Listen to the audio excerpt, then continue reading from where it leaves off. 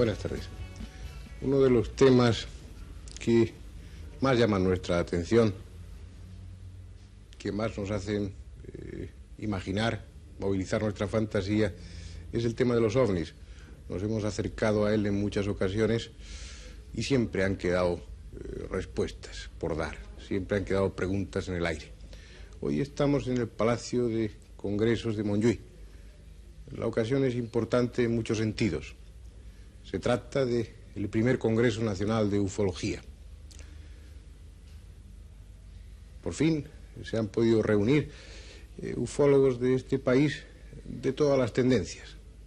Unos con una sólida tradición, como Antonio Rivera, otros cuyas aportaciones al terreno de los ovnis en este país son ya, en cierto modo, clásicas, como Juan José Benítez. Hay temas conocidos ya de nosotros, como el tema de humo. Posiblemente muchas cosas se volverán a decir una y otra vez, pero hay también elementos jóvenes, hay elementos del CEI, del CIOBE, jóvenes investigadores que están empezando su singladura en este escurridizo tema de los ovnis, pero que ya aportan ponencias con bastante interés. Se trata, nada más en esta ocasión, de presentarles a ustedes esta panorámica, de pasearnos un poco, de introducirles un poco también dentro de estas ponencias y charlar con alguno de los conferenciantes. Y aunque al final nos quede la conclusión que nos queda con tantos congresos de que no se ha dicho casi nada nuevo, hay algo importante en esta ocasión, y es que por primera vez los especialistas, los investigadores de España se conocen entre sí, pueden charlar, pueden cambiar impresiones, y con toda seguridad en el próximo congreso que sobre este tema se realice habrá mucho más que decir y habrá más de un trabajo realizado en común. Lo mejor será que entremos en la sala, que escuchemos y que charlemos con algunos de estos conferenciantes, de estos investigadores.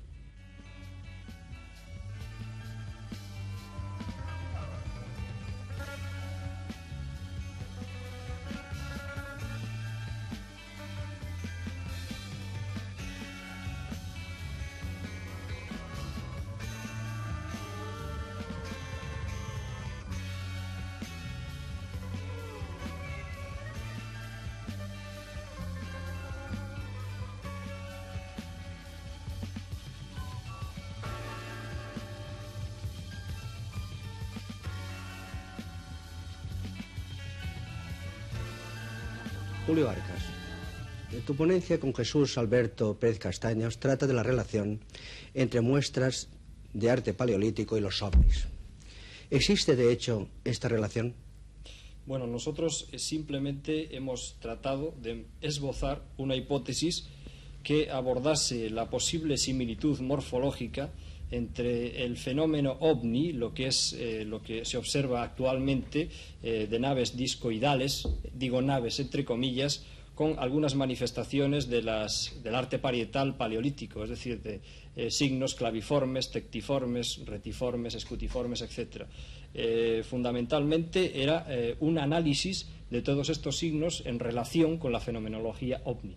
¿Y cuáles son las conclusiones a que habéis llegado? Bien, las conclusiones principales era que, dado que los arqueólogos o los prehistoriadores, mejor dicho, enfocaban estas pinturas bajo el punto de vista simbólico-sexual, nosotros creemos que su morfología también pudieran admitir la idea de que se trataba de observaciones visuales de objetos aún sin identificar, y que por su estructura y su carácter mágico pudieran haber sido plasmados por estos hombres a lo largo de decenas de miles de años. Carol Ramis, tú vas a presentar una comunicación en torno a las bases submarinas de Baleares. Creo que habéis estado investigando durante meses en un caso concreto e interesante. Por favor, ¿podrías decirnos en unos pocos minutos de qué se trata? Sí, hay muchísimos casos en Ibiza y Mallorca, concretamente, porque hay una base submarina entre ambas islas. El caso más interesante tal vez ha sido un velero este verano, el 23 de agosto a la 1 de la noche, que a 8 metros de distancia del velero surgió un objeto no identificado. con, según la testigo, dice 12 antorchas. Sabemos que es una nave con sus 12 ventanillas. Y entonces esta señora llama a su marido, que estaban ya durmiendo, el marido y los hijos, asustada, y dice que suban. En este momento el marido coge el velero para alejarse, porque el objeto no identificado se aproximaba, se acercaba al velero. Y en este momento el motor no se ponía en marcha, como es lógico en estos casos. Claro, típico de eso.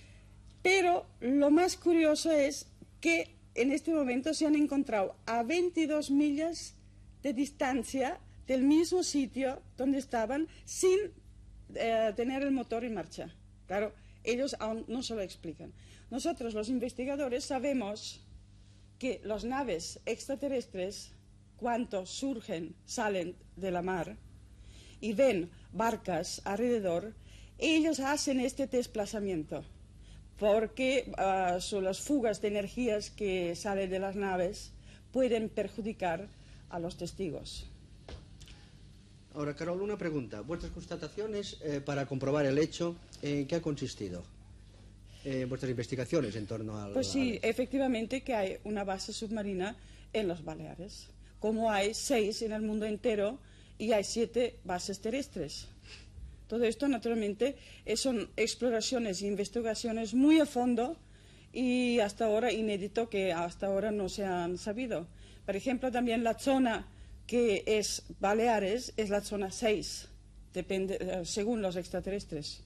Y esta afirmación tuya realmente, ¿en qué, insisto un poco en la pregunta anterior, en qué constataciones, en qué pruebas de investigación la basas para afirmar tan rotundamente? Porque hay apariciones y aterrizajes y contactos físicos casi cada día. Mira, sobre Sóller y Puigmayor, donde se sabe que está la estación del radar, pasan a diario. Y entonces todos estos testigos están hablando conmigo, son amigos míos y sabemos, lo tenemos archivado. Y tenemos también observado que hay 3 clases de naves. Hay uno que lo llaman los testigos bola anaranjada y que son de 12 metros. Después hay una nave que es teledirigida, que es de 14 metros. Y después las naves grandes que deben servir para sus vuelos ya interestelares.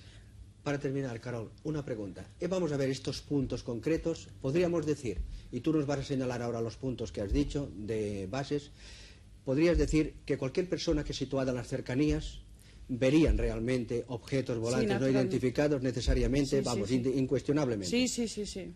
Realmente, ¿qué sitios son, concretamente? ¿Te refieres a Mallorca, a Ibiza? No, los puntos que has señalado, de bases marinas. Sóller, Puigmayor, el radar de Puigmayor, Palma, también hubo un caso el 28 de septiembre de este año. Yo siempre os hablo de este año, porque ha sido más pródigo este año, que estaba estacionado sobre Palma durante muchas horas. Después tenemos muchos casos de avistamientos en San Antonio, en Ibiza, y un islote que se llama Sa Conejera, la Conejera, que está al norte de Ibiza. Estos son tal vez los puntos donde más visión hubo. Donde un señor apostado allí vería, crees tú, inevitablemente objetos volantes. Yo personalmente, este verano que he estudiado esto, con una facilidad mirando un poco, pues ya había algo en el cielo que no era ni avión, ni globosonda, ni nada de esto. Enrique Vicente, tu ponencia trata del problema del contacto. Según parece, tú opinas que hay pruebas suficientes, o por lo menos parece, que los objetos volantes tienen un soporte físico, o parece, efectivamente, se trata de objetos de soporte físico. A pesar de ello, defiendes la teoría, o presentas por lo menos los hechos de que no se tratan aún así de fenómenos que pueden ser no físicos, pero que tampoco pueden ser parapsíquicos. Vamos a ver si aclaras estos conceptos. Primer punto, ¿es soporte físico? ¿Crees que hay bastantes pruebas para decir que es soporte físico realmente el objeto volante? Creo efectivamente que hay pruebas suficientes de que este fenómeno tiene unos efectos físicos y tiene un comportamiento como entidad de tipo físico. Esto es lo que creo que hay pruebas más que suficientes. Ahora bien, por el lado que yo trataba de exponer en mi ponencia, era que de lo que no hay pruebas suficientes es para apoyo de ninguna teoría, y por supuesto entre ellas la extraterrestre. Lo que trataba de decir es que, en mi opinión, y a la luz de los datos que tenemos acumulados no solamente durante estos últimos 30 años, sino durante toda la historia del hombre, este fenómeno se ha venido repitiendo, y en este fenómeno se han venido superponiendo, y sobre todo se superponen actualmente en nuestra época de crisis, una serie de fenómenos, varios fenómenos, sobre este soporte físico. Uno de estos fenómenos sería, por ejemplo, el mesianismo, sería esa búsqueda por parte de la gente de algo que le salve, algo que nos saque de esta situación de crisis. Y otro de los fenómenos sería, sobre todo, una fenomenología de tipo psíquico, muy amplia, muy vasta, que hay tras todo el fenómeno ovni. Entre esta fenomenología de tipo psíquico, diríamos que tendríamos que dividir entre varias partes. Por una parte, las implicaciones psicológicas de los testigos, las circunstancias personales que se han investigado poco hasta este momento, que sin embargo son muy importantes, porque, por ejemplo, hay cantidad de personas que en realidad lo que están viendo está relacionado con la situación psíquica, en algunos casos enfermedad psíquica que están pasando en esos días, o incluso personas que han tenido esa observación después de haberla solicitado, de haber solicitado algún tipo de acontecimiento externo, ¿no?, que les viniera a aliviar una situación angustiosa durante tiempo. Por otra parte, lo que hay que tener en cuenta es que en el momento en que ese fenómeno lo observan varios testigos, es fotografiado, es comprobado por el radar, es filmado, deja huellas, desde luego hay una realidad física. Ahora bien, el que hay una realidad física no nos permite descartar que esa realidad física sea un tipo psíquico. En este sentido, quiero aclarar que en realidad el campo de lo psíquico está muy poco explorado y podríamos hablar de un universo de lo psíquico.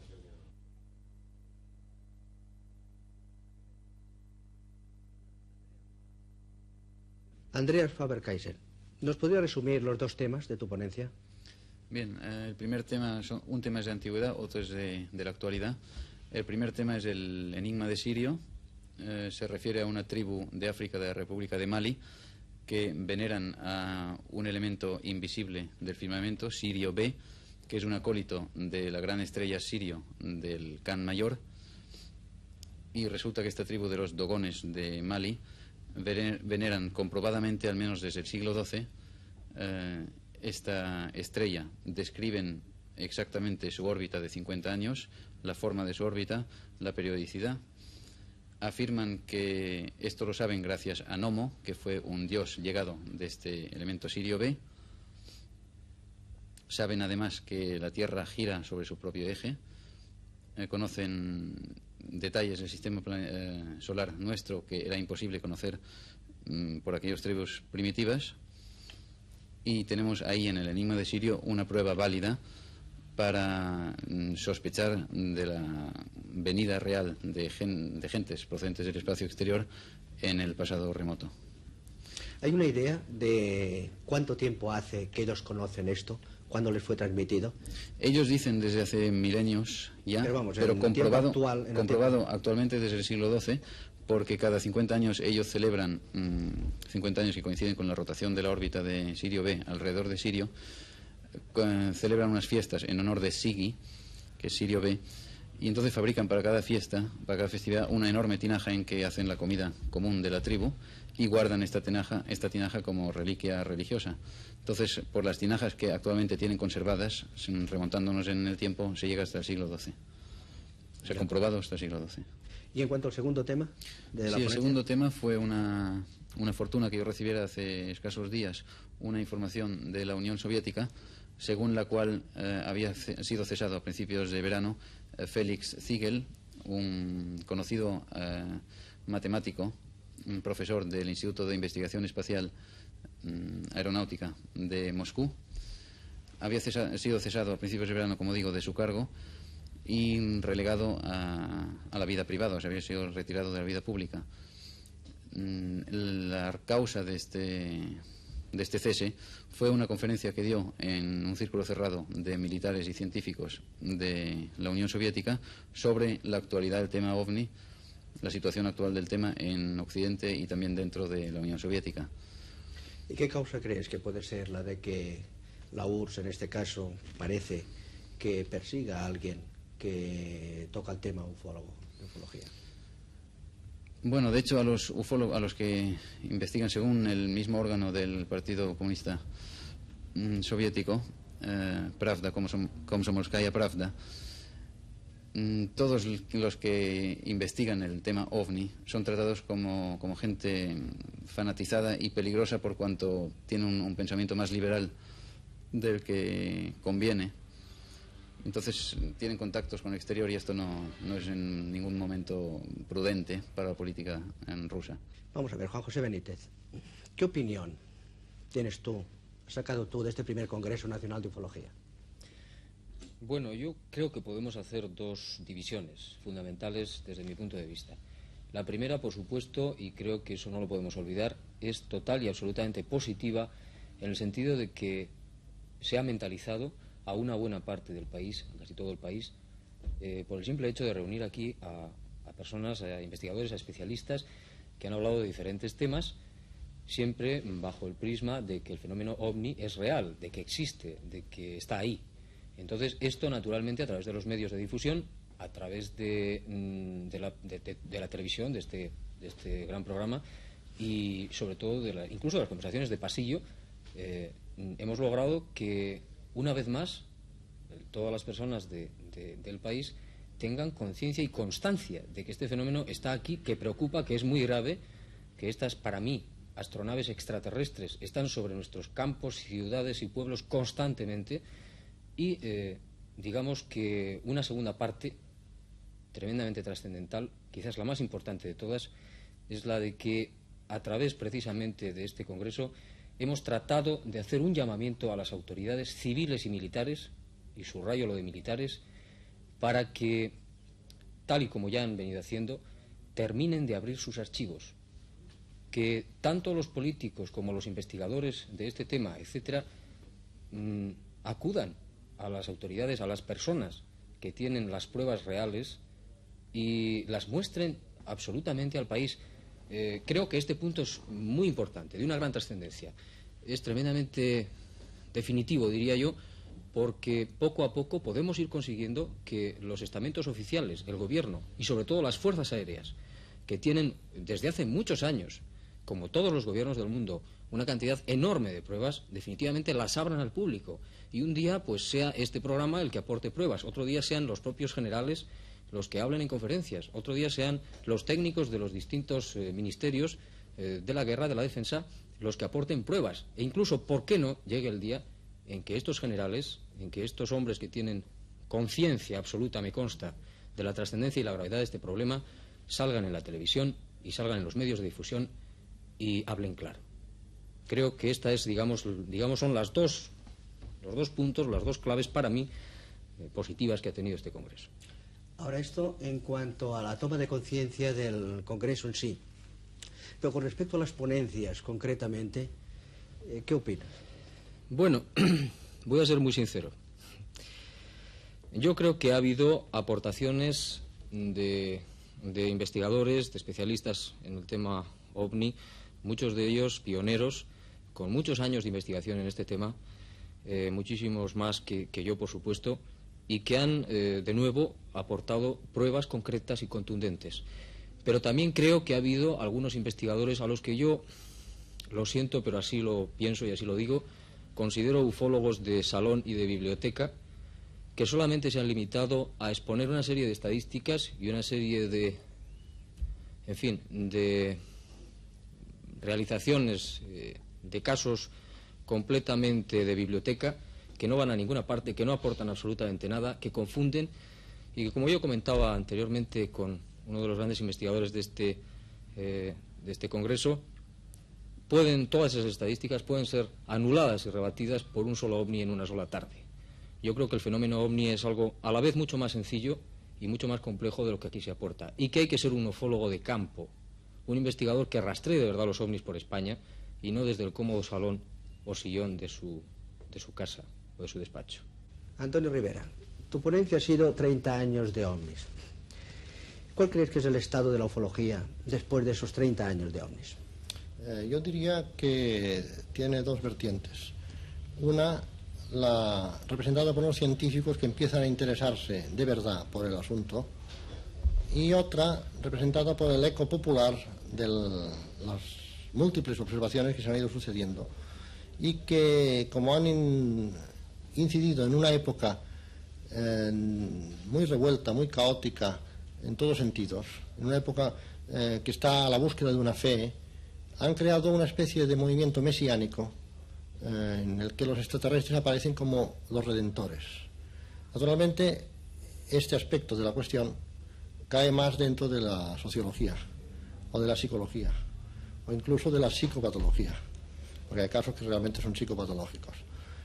A mí el que me interesa es la otra vertiente, es decir, el estudio científico del fenómeno en el que se ha llegado ya bastante lejos. Por ejemplo, se ha llegado a la formulación de leyes incluso y de constantes. Se han descubierto constantes, se ha descubierto que el fenómeno se rige por determinadas constantes. Te citaré solo unas que por lo demás son muy conocidas ya.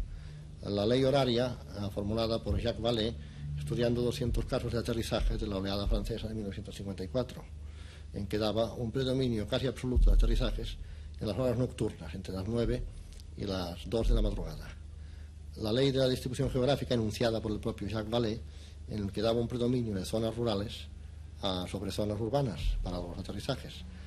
Y luego tenemos también una serie de constantes para las huellas dejadas por los aterrizajes.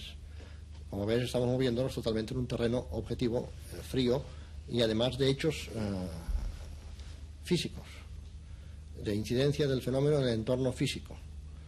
Dentro de esta amplia gama de hechos, yo metería también el llamado efecto EM, el efecto electromagnético, comprobado cientos de veces en motores de explosión de automóviles, y luego también los efectos físicos, fisiológicos e incluso psicosomáticos en seres humanos que han estado en proximidad a un ovni. Todo esto hace que consideremos que el fenómeno, después de esos 30 años, es absolutamente indudable. Es decir, no se puede dudar ya de la existencia física del fenómeno ovni. A partir de la aceptación de esa existencia física, hay todo un amplio abanico de hipótesis para explicarlo. Naturalmente, esto no es nada nuevo en la historia de la ciencia, porque tú sabes que en presencia de un fenómeno nuevo hay que tratar de hallar explicaciones. Estas explicaciones se encuentran mediante hipótesis de trabajo. Estamos ahora elaborando diversas hipótesis de trabajo. En nuestro congreso, precisamente, se ha presentado un modelo matemático de OVNI por parte de unos investigadores del norte de España, Félix Ares, David López y Ángel Salaverría.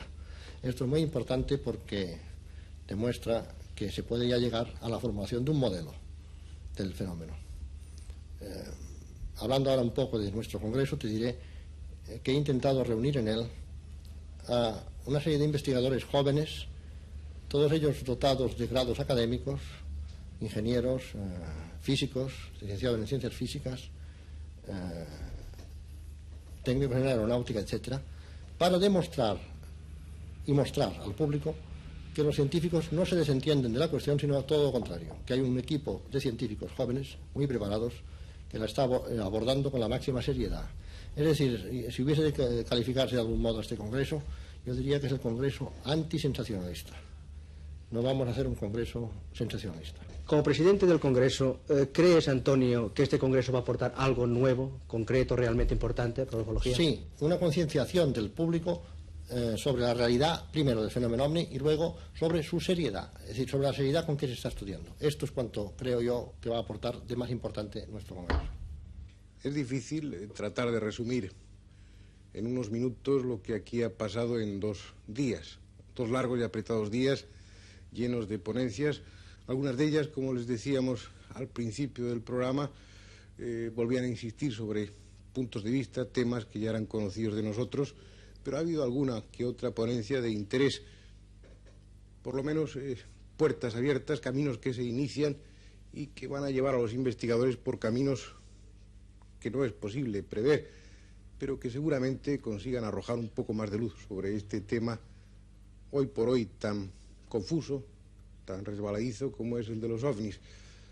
Lo importante, de lo que se trataba, era de dar testimonio de esta reunión, de este congreso, y que sepan ustedes que por fin, por vez primera, todos los investigadores del tema ovni españoles han comparecido juntos en una sala de congresos, han intercambiado sus opiniones y también, ¿por qué no?, han discutido y se han mostrado en desacuerdo.